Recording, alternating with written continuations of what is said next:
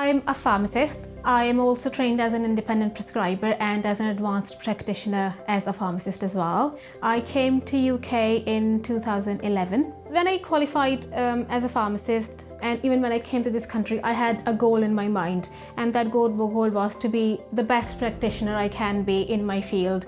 I'm very pleased that I have gotten or achieved those things one by one, which I wanted to. Coming from a different culture, being in a country I never ever thought I will be, living in London, we never thought we'll end up in Wales, but I'm here and I've kind of become part of community.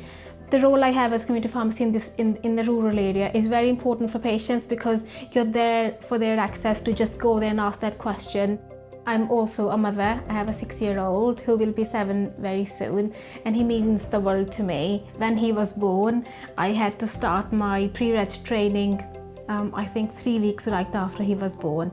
And it was just myself and my husband in London. We had no relatives or no family in London, and I wasn't prepared for him to be left with a nursery with just being 3 weeks old. So we decided we're going to leave him with my parents who were back in Pakistan. So we left him there for 3 years. I wanted to make sure that everything I do has a positive impact on him and his life and his brought up as well.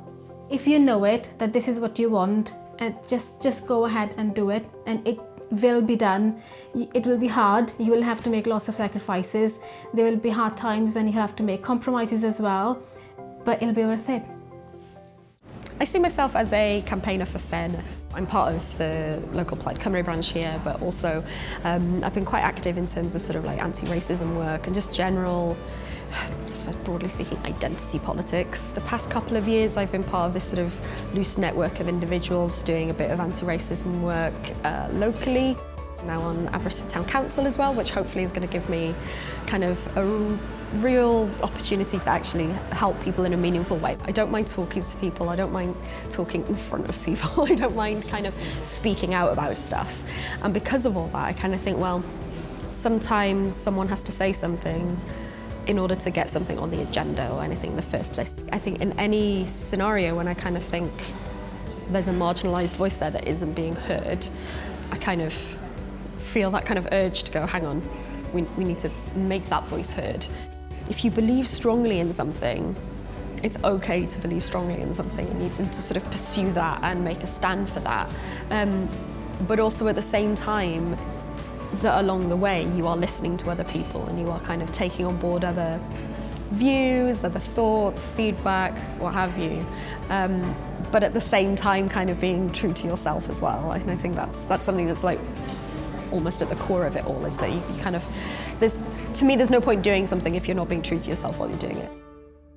I'm head of sales and marketing here at Clearstream. We're a tier 3 data centre and an ISP. I'd never worked in tech at all before, or sales, or had anything to do with marketing. When I was 17, I had a place at university. I was going to do biomedical science.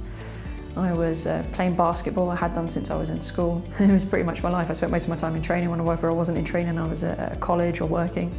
And then when I was just a couple of weeks before my 18th birthday, I broke my back, and it sort of changed everything. That was my biggest barrier, definitely.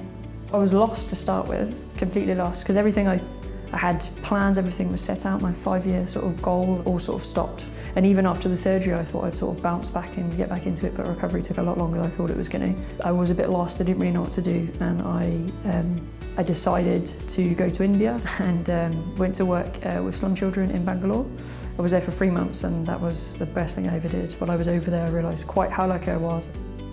I was teaching children, and I realised I really enjoyed having a positive impact on people. I started working with 16 plus, mentoring people, I guess trying to help people become the best that they can, and that was how I came across Clearstream. I always think you should look on the positive. No matter what happens, there's 100 other directions that you could go in. It may not be the way that you've always thought about, but I think you should always try and explore other avenues that are possible. I mean, you may stumble upon something that you thoroughly enjoy that you never really thought was possible.